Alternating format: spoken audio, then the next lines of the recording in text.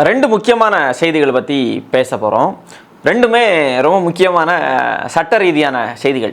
முதல்ல இந்த கரூர் கூட்ட நெரிசலில் மரணம் அடைஞ்சவங்களுக்கு தமிழக வெற்றி கழக அரசு 31 பேருக்கு அரசு பணி வழங்கியிருந்தது. நாம் தமிழர் கட்சியின் சார்பாக உயர்நீதிமன்றத்தில் அதுக்கு எதிராக நம்ம மனு போட்டிருந்தோம். உயர்நீதிமன்றம் நம்முடைய மனுவை ஏற்று அந்த அரசு பணியை ரத்து செய்து உத்தரவு பிறப்பித்திருந்தது. உடனடியாக தமிழக அரசு என்ன செஞ்சாங்கன்னா உச்சநீதிமன்றத்தை நாடினார்கள். உச்சநீதிமன்றத்தில் மேல்முறையீட்டு மனு தாக்கல் செய்திருந்தார்கள்.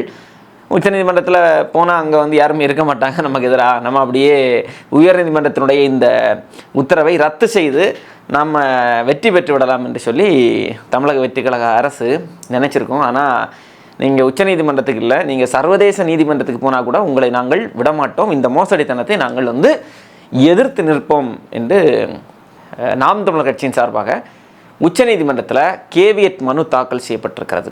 ஏற்கனவே உயர்நீதிமன்றத்தில் மனு தாக்கல் செய்திருந்த அண்ணன் தீரன் திருமுருகன் அவர்கள் தான் இதை இந்த மனு தாக்கலை செஞ்சுருக்கிறாங்க. இந்த கேவியட் மனுன்னா ரொம்ப எளிமையாக சொல்லணும்னா, இப்போ ஒரு வழக்கு இருக்குது நீதிமன்றத்தில். இப்போ நான் கேவியட் மனு போடுறேன் அப்படின்னா, அந்த மனு போட்டதுக்கப்புறமா என்னுடைய நாலெட்ஜுக்கு வராமல், என்னுடைய கவனத்திற்கு அந்த வழக்கு சார்ந்த தகவல்களை கொண்டு வராமல் நீதிமன்றம் எந்த விதமான உத்தரவும் பிறப்பிக்கக்கூடாது. இதுதான் அந்த கேவியட் மனுவுடைய ஒரு அடிப்படையான ரொம்ப எளிமையாக சொல்லணும்னா, இப்போது இந்த வழக்கில் உச்சநீதிமன்றத்தில் மேல்முறையீட்டு மனு தாக்கல் செஞ்சுருக்காங்க இல்லையா. இப்போ இந்த வழக்கில் உயர்நீதிமன்றம் நம்மக்கிட்ட இந்த வழக்கு சார்ந்த தகவல்களை சொல்லாமல், நமக்கு நோட்டீஸ் அனுப்பாமல், நம் கருத்தை கேட்காமல் எந்த விதமான உத்தரவும் உச்சநீதிமன்றம் பிறப்பிக்க முடியாது. அப்போ அதுக்கு தான் இந்த கேவியட் மனு தாக்கல் செய்தது மட்டும் இல்லாமல் நாம் தமிழர் கட்சியினுடைய வழக்கறிஞர் பாசறை நிர்வாகிகள் இங்கேருந்து டெல்லி போயிட்டாங்க. அநேகமாக இந்நேரம் அங்கே போய் சேர்ந்துருப்பாங்க. அண்ணன் கிளீட்டஸ் அவர்களும் அண்ணன் தீரன் திருமுருகன் அவர்களும் 2 பேருமே அங்கே போகிறாங்க. அங்கே நம்ம டெல்லியில் இருக்கக்கூடிய நாம் தமிழர் கட்சியினுடைய வழக்கறிஞர் அணி நிர்வாகிகள் அண்ணன் பிரபு உள்ளிட்டவர்கள் அங்கே இருக்கிறாங்க. அவங்களோட சேர்ந்து இந்த வழக்கை உச்சநீதிமன்றத்தில் நாம் தமிழர் கட்சி எதிர்கொள்ளும். உயர்நீதிமன்றத்தினுடைய இந்த உத்தரவு வந்ததுக்கு அப்புறமா தமிழக வெற்றி கழகத்தை சார்ந்தவங்க என்ன சொல்கிறாங்க அப்படின்னா, சமூக வலைதளங்களில் பயங்கரமாக ஒரு நாம் தமிழர் கட்சிக்கு எதிரான ஒரு நரேட்டிவை செட் பண்ணிட்டு வர்றாங்க. நாம் தமிழர் கட்சி இவங்க கருணையே இல்லாதவங்க, கருணையின் அடிப்படையில் நாங்கள் வேலை கொடுத்ததை இவங்க கருணை இல்லாமல் அதை தடுத்து நிறுத்திட்டாங்க. எந்த அளவுக்கு மனசாட்சி இல்லாதவங்களா இருப்பாங்க பாருங்கள். நாம் தமிழர் கட்சி கடந்த 15 ஆண்டு காலமாக முகம் தெரியாத மக்களுடைய பிரச்சனைகளுக்கெல்லாம் களத்தில் நின்று போராடி கொண்டிருக்கக்கூடிய ஒரு கட்சி.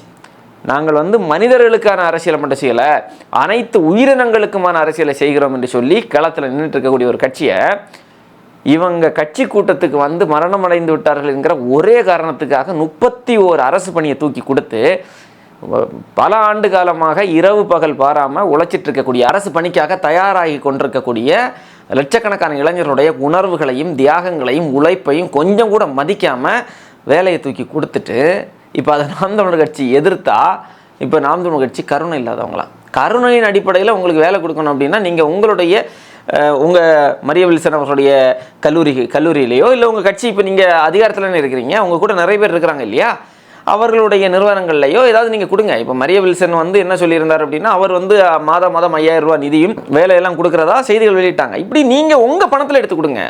இல்லை முதலமைச்சர் விஜய் அவர்களுடைய பணத்தில், அவரை பார்க்க வந்தவங்க தானே இறந்தாங்க, அவருடைய பணத்தில் நீங்கள் கொடுங்க, உங்கள் கட்சி நிதியில் கொடுங்க.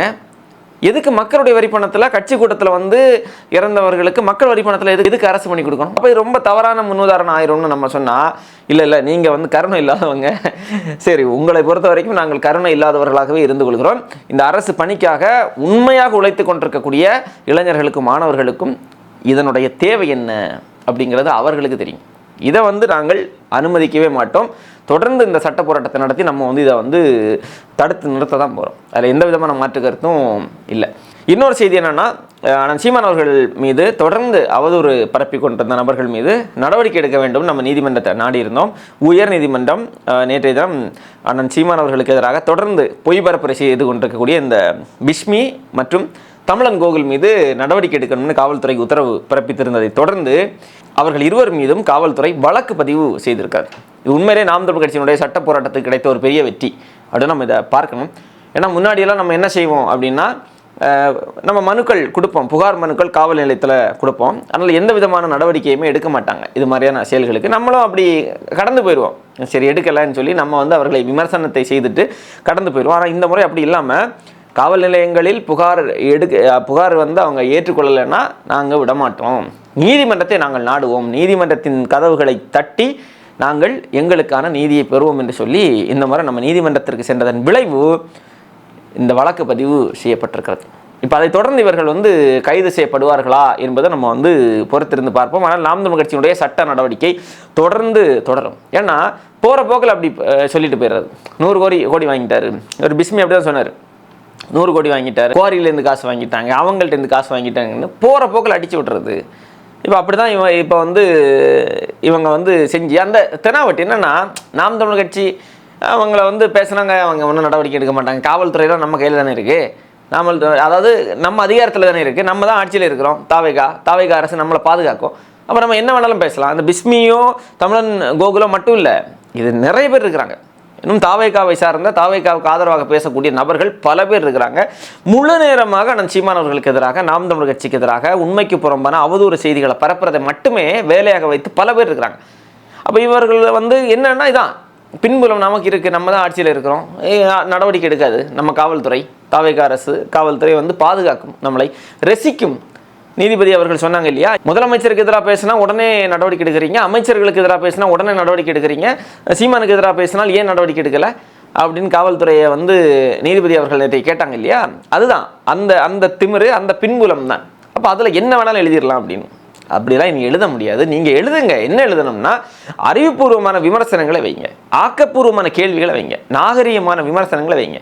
உண்மைக்கு புறம்பான செய்திகளை பரப்புனா அது சட்ட ரீதியாக நாம் தமிழர் கட்சி அதை எதிர்கொள்ளும். எதுக்கு நீங்கள் பொய்யான செய்திகளை பரப்புறீங்க, ஏன் பொய்யான செய்திகளை பரப்புறீங்க?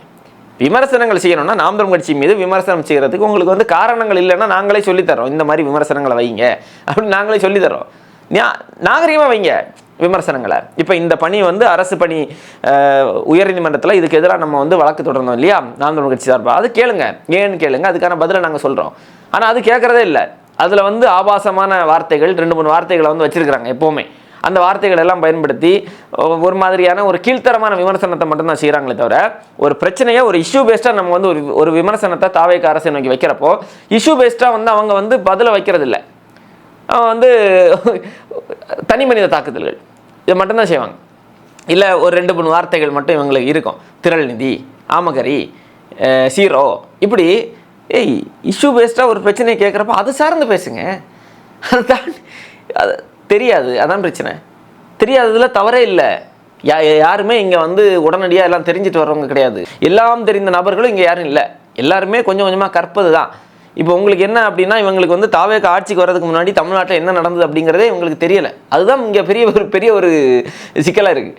அப்போ என்ன, இந்த கனிமூலம் சார்ந்து நம்ம பேசுகிறப்போ உதாரணத்துக்கு நீங்கள் வந்து 5 வருஷமாக என்ன பண்ணிட்டு இருந்தீங்க அப்படின்னு, 5 வருஷமாக இந்த திமுக ஆட்சிக்கு வந்த நாளில் இருந்து ஆட்சி கட்டலில் போகிறது வரைக்கும் நம்ம அந்த கனிமூல கடத்தலுக்கு எதிராக திமுக அரசை விமர்சித்து அவ்வளவு பேசியிருக்கிறோம், அவ்வளவு எழுதியிருக்கிறோம், அவ்வளோ செயல்பட்டுருக்கிறோம், களத்தில் போராட்டம் செஞ்சுருக்கிறோம், ஆர்ப்பாட்டங்கள் செஞ்சுருக்கிறோம், மனுக்கள் கொடுத்துருக்குறோம், எவ்வளோ வேலைகளை நம்ம செஞ்சுருக்கிறோம். அதெல்லாம் இவங்களுக்கு வந்து தெரியாது.